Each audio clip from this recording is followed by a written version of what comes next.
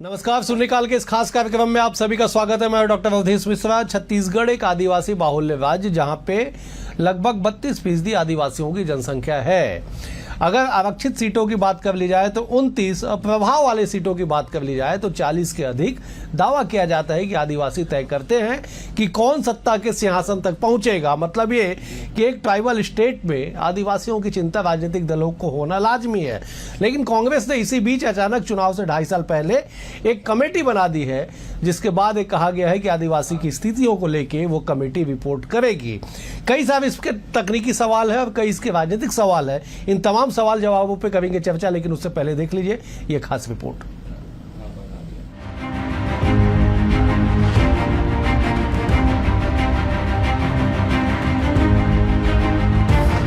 दिल्ली से हुआ छत्तीसगढ़ कांग्रेस में राज्य जनजातीय सलाहकार परिषद का गठन। सदस्यों की टीम के साथ 30 विशेष आमंत्रित सदस्यों की एक लंबी फौज तैयार।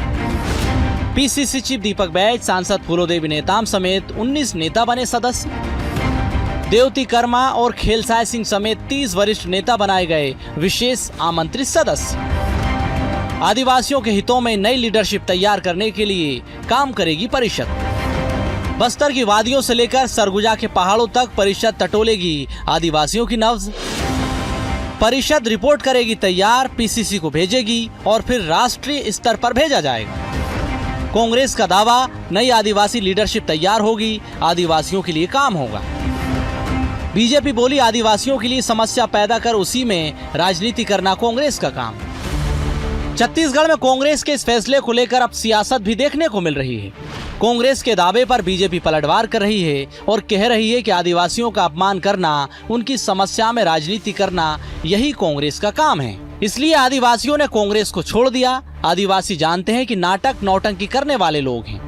इस समिति का गठन करने के विशेष कारण यह भी है कि छत्तीसगढ़ आदिवासी कांग्रेस को कैसे मजबूती के साथ हम इस छत्तीसगढ़ के जल जंगल जमीन की समस्या के लिए हम एक साथ मिल करके, जो हमारे पुराने वरिष्ठ नेता हैं उनके साथ मिल करके, कंधे से कंधे मिला करके अपने हक और अधिकार के लिए, चाहे यहाँ पे विभिन्न प्रकार की समस्या है, उस समस्या को कैसे एक साथ लड़ सकते हैं। आदिवासियों का अपमान करना, उनकी समस्या को के ऊपर में राजनीति करना, ये कांग्रेस का हमेशा स्वभाव रहा है और यही कारण है कि आदिवासी वर्ग ने कांग्रेस को छोड़ दिया। एक बार नहीं, अनेक बार छोड़ा। बस्तर में तो अभी तो बस्तर सरगुजा में तो बमफाड़ सीट जो है वो भारतीय जनता पार्टी की आई है।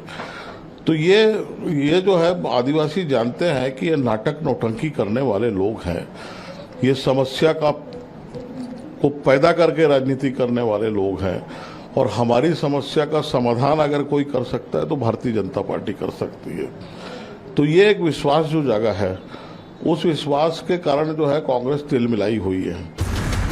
छत्तीसगढ़ की राजनीति में राज्य जनजातीय सलाहकार परिषद का गठन कांग्रेस का एक सधा हुआ दांव है, जिसके जरिए पार्टी बस्तर और सरगुजा के अपने खोए हुए गढ़ को दोबारा हासिल करना चाहती है। जहां कांग्रेस इसे नई लीडरशिप और आदिवासी हितों के लिए मास्टर स्ट्रोक बता रही है, वहीं भाजपा इसे राजनीतिक ढोंग करार देकर हाशिए पर धकेलने की कोशिश में है। अब देखना होगा कि ये परिषद वास्तव में आदिवासियों की नब्ज टटोल पाएगी या केवल चुनावी और सियासी विमर्श का हिस्सा बनकर रह जाएगी। BSTV के लिए शिवम दुबे की रिपोर्ट। रिपोर्ट को देख के आप समझ गए होंगे कि क्या कुछ आदिवासियों के हित के लिए, उन्हें साधने के लिए, उन्हें अपने पाले में लाने के लिए तैयारियां शुरू हो चुकी है। चलिए सीधे चर्चा की शुरुआत करते हैं। 3 बेहद ही खास और वरिष्ठ मेहमान हमारे साथ मौजूद है। मेहमानों का परिचय आपसे करा देता हूं। बीजेपी की ओर से श्रीचंद सुंदरानी जी है, वरिष्ठ नेता है, विधायक रह चुके। सुंदरानी जी, बहुत स्वागत है आपका। कांग्रेस की ओर से धनंजय सिंह ठाकुर जी है, बुद्धिमान नेता है, वरिष्ठ प्रवक्ता है। धनंजय जी, आपका भी स्वागत है। बतौर राजनीतिक विश्लेषक, सूबे की सियासत को बेहद करीब से जानने वाले अनिल द्विवेदी, माफ कीजिएगा अनिल पुसतकर जी भी हमारे साथ हैं। अनिल जी, आपका भी बहुत बहुत स्वागत है। धनंजय जी, आमतौर पे मैं पत्रकार से ही चर्चा की शुरुआत करता हूं, लेकिन कुछ सवाल मेरे मन में है जिसको लेके मैं चर्चा की शुरुआत आपसे करता हूं। जरा समझाइएगा कि कांग्रेस ने चुनाव से 2.5 साल पहले ट्राइबल एडवाइजरी काउंसिल, जनजाति सलाहकार परिषद का गठन क्यों किया, और सबसे बड़ा सवाल कि ट्राइबल एडवाइजरी काउंसिल जनजाति सलाहकार परिषद के गठन का संपूर्ण और एकाधिकार अनुसूची 5 के तहत राज्यपाल को होता है, कांग्रेस पार्टी कैसे कर सकती है? देखिए अजय जी, आपने 2 सवाल एक साथ मुझसे पूछा है। तो पहला बात कि आदिवासी परिषद सलाहकार परिषद का गठन क्यों किया गया है? पूरे देश में जिस प्रकार से भारतीय जनता पार्टी की केंद्र सरकार ने हालात उत्पन्न कर दिया है, जो आदिवासी वर्ग के जो हक अधिकार है, चाहे 5वीं अनुसूची का मसला हो, उनके जल जंगल जमीन का मामला हो या उनके सुरक्षा का विषय हो, ये मोदी जी की सरकार बनने के बाद ये बहुत खतरे में है। चाहे छत्तीसगढ़ में आप देखेंगे हसदेव की जंगल काटने की बात हो, तमनार की जंगल काटने की बात हो, और जब आदिवासी वर्ग इसका विरोध किए तो बहुत ही दुखद स्थिति बोलना पड़ रहा है। जीव आदिवासी संस्कृति से आते हैं, जो खुद को आदिवासी बताते हैं, आदिवासियों को नेता बताते हैं, प्रदेश के मुख्यमंत्री विष्णु साय जी, वो आदिवासी वर्ग की बात नहीं सुनते हैं, बल्कि अपनी फोर्स भेजकर, पुलिस भेजकर उन आदिवासियों का लहू बहाते हैं जो आदिवासी वर्ग में जल जंगल जमीन के लिए संघर्ष कर रहे हैं, उस रक्षा के लिए आवाज उठा रहे हैं। दूसरी बड़ी बात, काउंसिल कैसे बना सकते हैं? तो 2 प्रकार की काउंसिल बनती है। एक बनती है सरकारी तौर पर, जो सरकार उस काउंसिल का गठन करती है, वो अलग हो जाता है। और राजनीतिक दल भी अपने संगठन के भीतर में सलाहकार परिषद बना सकते हैं। कई बार ये चीजें बनी हैं, जैसे विधि काउंसिल, किसान काउंसिल और कहाँ यार नहीं, कहाँ किसान विधि सलाहकार कहाँ भैया, एक तो बताओ किस राजनीतिक दल ने बनाया? आप नहीं बनाए हो, आप तो अडानी प्रकोष्ठ बनाए हो, आप तो अंबानी प्रकोष्ठ नहीं बनाए नहीं, हो, आप लोग शराब माफिया लोग और क्या बात आप तो करोगे? बनाए हो कमीशन, आप लोगों को झूठ ही तो बोलोगे। भ्रष्टाचार प्रकोष्ठ बनाए हो। नहीं नहीं, आप भ्रष्टाचार प्रकोष्ठ तो आपका है। प्रकोष्ठ बनाए हो, आप बलात्कारी प्रकोष्ठ बनाए हो। सुन लीजिए ना पूरी बात को। ठीक। यही चीज को मैं पढ़ रहा था। तो ये राजनीतिक दल चाहे तो अपने संगठन के भीतर पर किसान काउंसिल, युवा काउंसिल, विधि सलाहकार काउंसिल, मीडिया काउंसिल, अल्पसंख्यक काउंसिल, भ्रष्टाचारी काउंसिल, शराब माफिया वो तो काउंसिल, नरेंद्र मोदी जी बनाते हैं, वो तो नरेंद्र मोदी जी बना रखे हुए हैं ना। ठीक है धनंजय, हम राज्य पे आ जाए। हाँ, सरकार जो बनाती है वो अलग काउंसिल होता है, ये संगठन के भीतर बनता है। उस काउंसिल का काम होता है उस वर्ग को लेकर, जिस वर्ग के लिए काउंसिल बनाया गया है, उसके बेहतरी के लिए सलाह देना, उसके बेहतरी के लिए रणनीति बनाना, और राजनीतिक तौर पर उसको कैसे हम इम्प्लीमेंट कर सकते हैं अपने राजनीतिक विषयों पर, इन सारे विषय होता है, ये बना सकते हैं। ठीक है अनिल जी, जरा आप समझाइएगा, आप बड़े वरिष्ठ हैं, तमाम चीजों को बेहद करीब से समझते हैं। जनजाति जो वर्ड लिखा हो इस लेटर में पढ़ देता हूं मैं, जो कांग्रेस ने जारी किया है, जो विक्रांत भूरिया जो चेयरपर्सन है इनके, उन्होंने जारी किया है कि appoint as member of the state tribal advisory council, जनजाति सलाहकार परिषद। धनंजय जी का तर्क है कि राजनीतिक दल आंतरिक तौर पे काउंसिल का गठन कर सकती है, लेकिन मुझे जानकारी नहीं, आप जरा बता दीजिए दर्शकों को कि जो काउंसिल बनाने का अधिकार राज्यपाल को होता है, राज्यपाल हर साल अपने काउंसिल के रिपोर्ट को राष्ट्रपति को भेजते हैं। जनजाति मामलों पे उनकी स्थितियों को लेके जो काउंसिल रिपोर्ट देती है राज्यपाल को, उस रिपोर्ट को राष्ट्रपति को हर साल भेजा जाता है। ऐसे में राजनीतिक दल के भीतर क्या काउंसिल बनाने का कोई चलन, नियम छोड़ दीजिए, कोई चलन है, और इसका लाभ क्या होगा राजनीतिक तौर पर, यह समझाइएगा। नहीं देखिए, जहां तक मेरी जानकारी है, मेरी भी जानकारी में ऐसी कोई काउंसिल का गठन या ऐसी कोई काउंसिल की बात मैंने आज तक मेरी जानकारी में नहीं आई।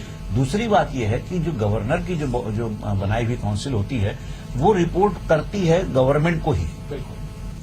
अब ये पार्टी की जो काउंसिल बनाई गई है कांग्रेस की, ये किसको रिपोर्ट करेगी और उस पर क्या फैसले होंगे, उस पर फैसले लेने वाला कौन होगा? सवाल जोड़ लेता हूँ अनिल जी, मैं सवाल जोड़ लेता हूँ कि इसमें अनौपचारिक तौर पे ये कहा गया जो काउंसिल के मेंबर है कि हम पीसीसी को रिपोर्ट करेंगे, लेकिन पहले नंबर पे दीपक बैज पीसीसी प्रेसिडेंट का नाम है बतौर मेंबर। जब पीसीसी के प्रेसिडेंट ही उसमें मेंबर है तो उनकी रिपोर्ट उन्हीं को कैसे जाएगी? वही मैं कह रहा हूं। और अगर जाती भी है, मान लीजिए अगर जो अपने जो छत्तीसगढ़ की जो आदिवासी काउंसिल है, एडवाइजरी काउंसिल है, वो अगर पीसीसी को ही देती है तो पीसीसी क्या उस पर कोई प्रोग्राम बना सकती है या उस पर कोई डिसीजन ले सकती है या उस पर कोई कमेंट कर सकती है? कुछ नहीं। तो ये एक पॉलिटिकल जो है, मुझे ऐसा लगता है मूव है।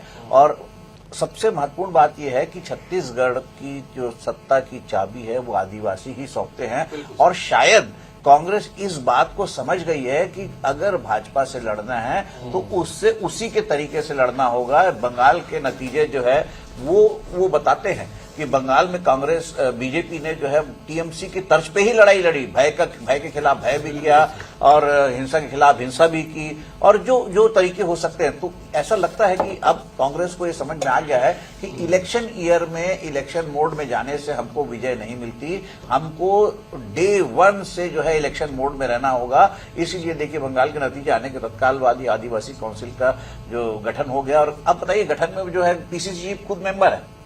हाँ, वो पीसीसी चीफ मेंबर है और पीसीसी चीफ मेंबर होके अपनी रिपोर्ट किसको देंगे, खुद को देंगे।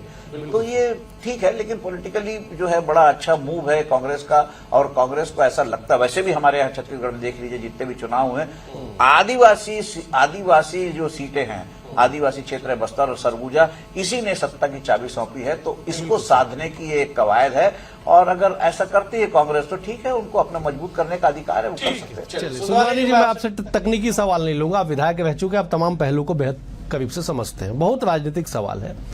2.5 साल पहले पिछले कई चुनावों से हम देखते आ रहे राजनीतिक दल की गतिविधियों को, अनिल जी का लंबा अनुभव है।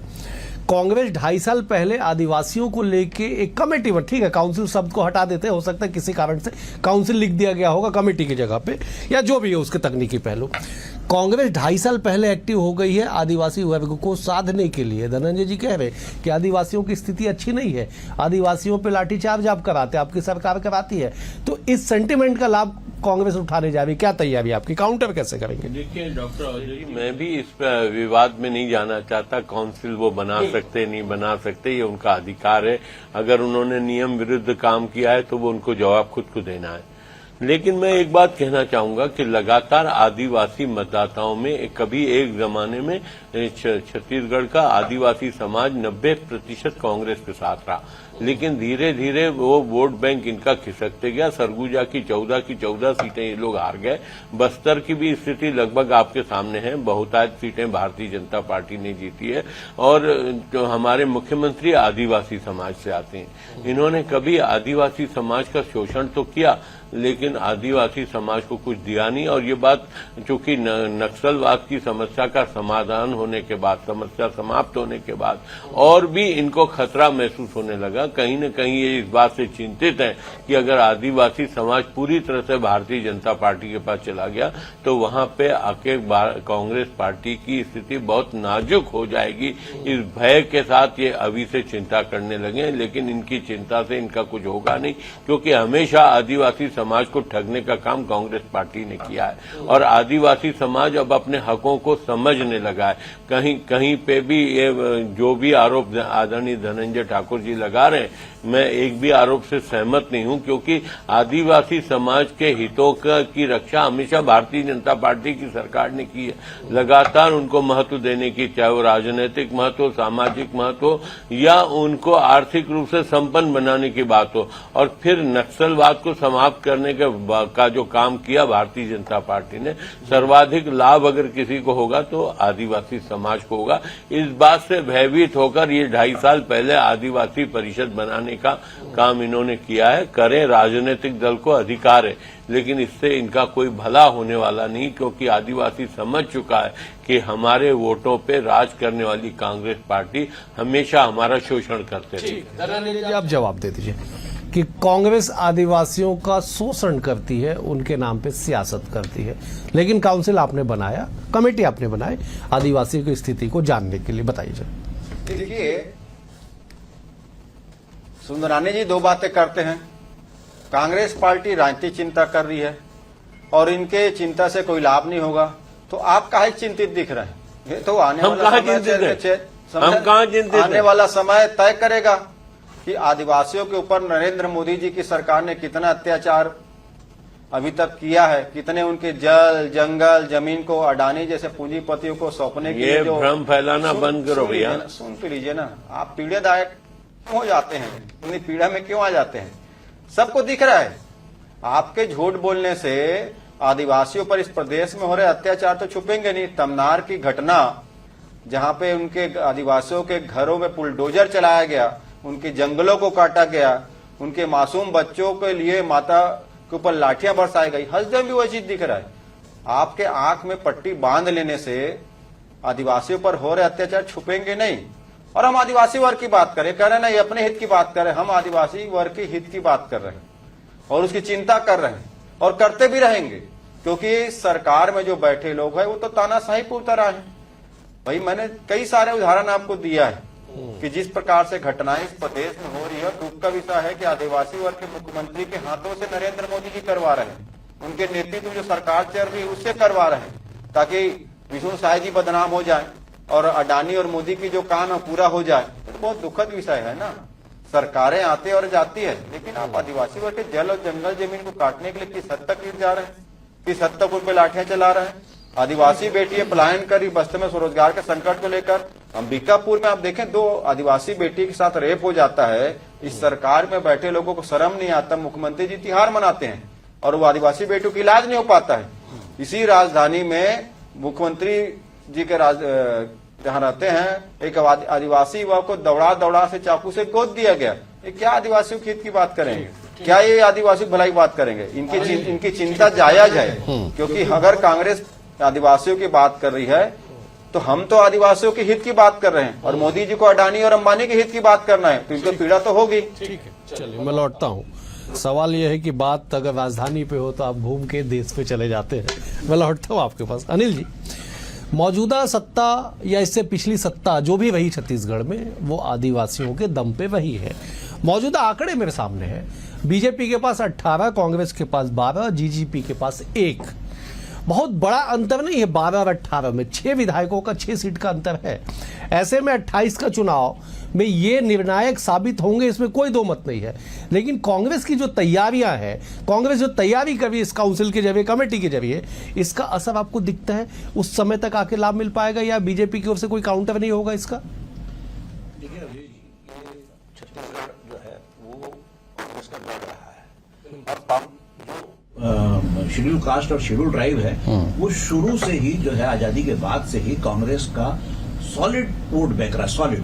बिल्कुल। माइनॉरिटीज भी, लेकिन धीरे धीरे देखिए सब उनसे खसकते गए। अब माइनॉरिटीज के साथ तो दिक्कत ये होगी, अपने छत्तीसगढ़ में माइनॉरिटी का मामला है नहीं, मुस्लिम यहाँ पे बहुत कम है, 2.5-3% है। लेकिन दूसरे प्रदेशों में जहां पर भी मुस्लिमों को अल्टरनेटिव दिखता है वो वहां चले जाते हैं। उत्तर प्रदेश में सपा की तरफ जाएंगे, नहीं तो बसपा की तरफ जाएंगे। बिहार में आरजेडी की तरफ चले जाते हैं, बंगाल में टीएमसी की तरफ चले जाते हैं। ये एक ऐसा वोट बैंक है, आदिवासी वोट बैंक, कांग्रेस के साथ हमेशा रहा है। और जो दिग्विजय सिंह की दूसरी सरकार राज्य बनने के बाद, राज्य बनने के पहले जो दूसरी सरकार थी दिग्विजय सिंह की, वो सिर्फ बस्तर और छत्तीसगढ़ के वोटों के भरोसे में बनी थी, नहीं तो अन्य क्षेत्रों में कांग्रेस को बहुत दिक्कत थी। लेकिन राज्य बनने के बाद पहला जो आदिवासी जो चेहरे के नाम पे हालांकि जात को लेकर विवाद, बिल्कुल आदिवासी को प्रमुखता देते हुए ही जो है कांग्रेस हाईकमान ने विद्याचरण शुक्ला, श्यामाचरण शुक्ला, ये बड़े बड़े लोगों को किनारे करके, सत्यनारायण शर्मा, रविंद्र चौबे, ये सारे सीनियर थे, अजीत जोगी को बनाया मुख्यमंत्री, आदिवासी चेहरे को। लेकिन क्या उसका फायदा मिला? कांग्रेस इस इश्यूज को समझ नहीं पाई और कांग्रेस को अब समझ में आ रहा है कि उसके हाथ से जो चीजें फिसल रही है उसको पकड़ना बहुत जरूरी है। और एक तो समय ऐसा था, आप शुरुआत में जब आदिवासी के लिए जब कहा जाता था कि नहीं, इनको इनकी मूल संस्कृति में रहने दीजिए, मूल रूप में रहने दीजिए, फिर उसके बाद फिर एक नया जो है जो समूह सामने आया, उसने जब कहा कि नहीं, क्या हम इनको आज भी जो है जंगल में क्या म्यूजियम की तरह रखेंगे, तो उनके डेवलपमेंट की बात की गई, उनको मेन स्ट्रीम में जोड़ने की बात की गई। तब जाके कहीं जो मेन स्ट्रीम के नाम पे जब डेवलपमेंट की बात की गई, तब कांग्रेस जो आदिवासी है वो मूल स्वरूप में आया और तब तक कांग्रेस के हाथ से वो फिसल गया।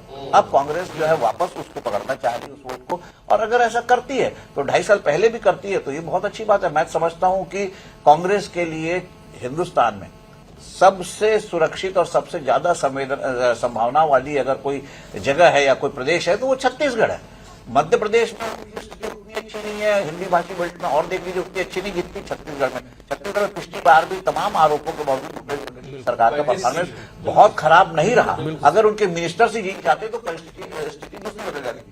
तो ऐसे में अगर कांग्रेस को समझ में आता है, अगर कांग्रेस समझ रही है, और ये तो बड़ा सुखद है कि अगर कांग्रेस इस तरह से वापस लौट रही है, डेमोक्रेसी के लिए भी अच्छा साइन है।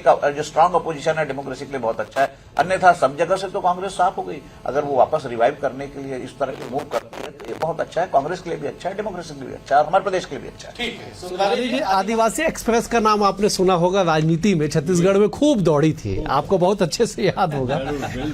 अनिल जी को भी याद है, धनंजय जी को भी याद है, बहुत चर्चित, पूरे देश भर में चर्चित रहा आदिवासी एक्सप्रेस।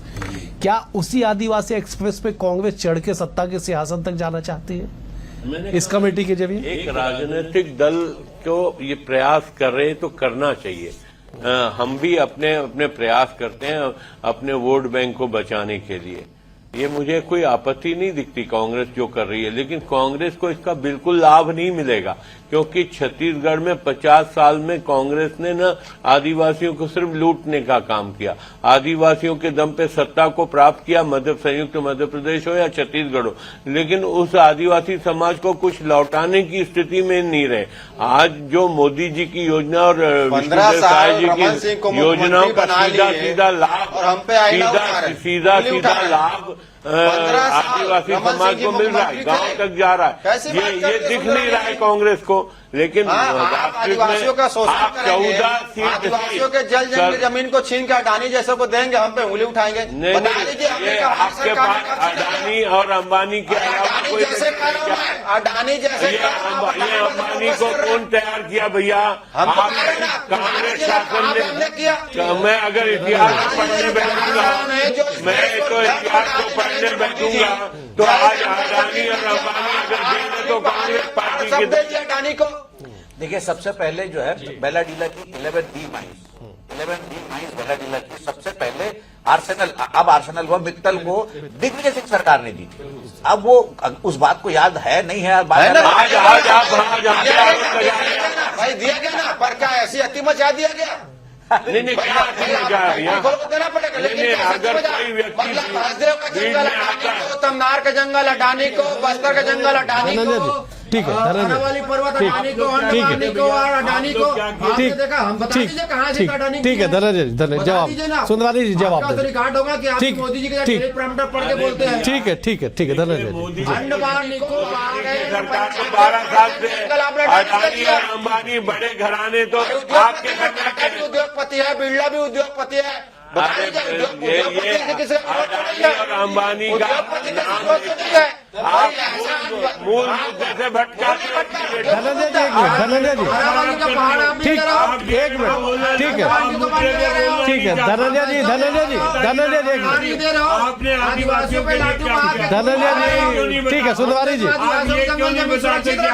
नरेंद्र मोदी जी छीन रहे हैं, अंबानी का लेके। ठीक है, एक मिनट, एक मिनट, ठीक है, धनंजय जी, एक मिनट, धनंजय जी, धनंजय जी, एक मिनट, ठीक है, ठीक है, धनंजय जी, धनंजय जी, एक मिनट, ठीक है, बिल्कुल बिल्कुल, ठीक है, धनंजय जी, एक मिनट, धनंजय जी, एक मिनट, सुंदरानी जी, सुंदरानी जी, सुंदरानी जी, सुंदरानी जी, एक मिनट, ठीक है, आप भाजपा के भीतर शाखा बनाते हो, भाजपा के भीतर ठीक है, एक मिनट, धनंजय जी, धनंजय जी, परिषद बनाते हो, ठीक है, धनंजय जी, धनंजय जी, छत्तीसगढ़ की जनता जानती है।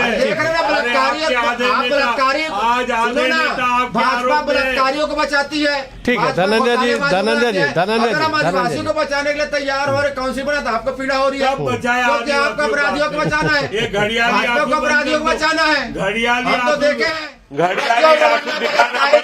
बलात्कारी है, उसके धनंजय जी, ठीक है, धनंजय जी, धनंजय जी, धनंजय जी, धनंजय जी, मुझे ऐसा लगता है अनिल जी, आप ठीक है, एक मिनट, ठीक है, एक मिनट, धनंजय जी, एक मिनट, एक मिनट, अनिल जी, इन बातों से आप कितना सहमत? कौन आदिवासियों के हित में है, कौन अहित में है? सरकारों की जो योजना है, चाहे कोई सी भी सरकार हो, मैं नहीं समझता कोई सरकार योजना खराब बनाती। सवाल होता है उसके क्रियान्वयन का। आदिवासियों के लिए तो शुरू से जो है आरक्षण से लेकर सारी चीजें जो है, सारी चीजें सुविधाएं दी गई है, लेकिन क्या हुआ, क्या हमारा बस्तर जो है, जो केरल राज्य से बड़ा था, केरल राज्य से अविभाजित बस्तर बड़ा था, और क्या हमको उसी बस्तर में जाने के लिए, नारायणपुर क्षेत्र में जाने के लिए कलेक्टर से परमिट लेना पड़ता था। ये स्थिति बस्तर में थी। और आप बताइए, बस्तर में जो है लोहे का पहाड़ जो है, हमारे पास लोगों के पास खदानें होती लोहे की, हमारे पास लोहे का पहाड़। क्या जो बेला डीला से जो जापान को लोहा जा रहा है, वो क्या अडानी और अंबानी दे रहे हैं?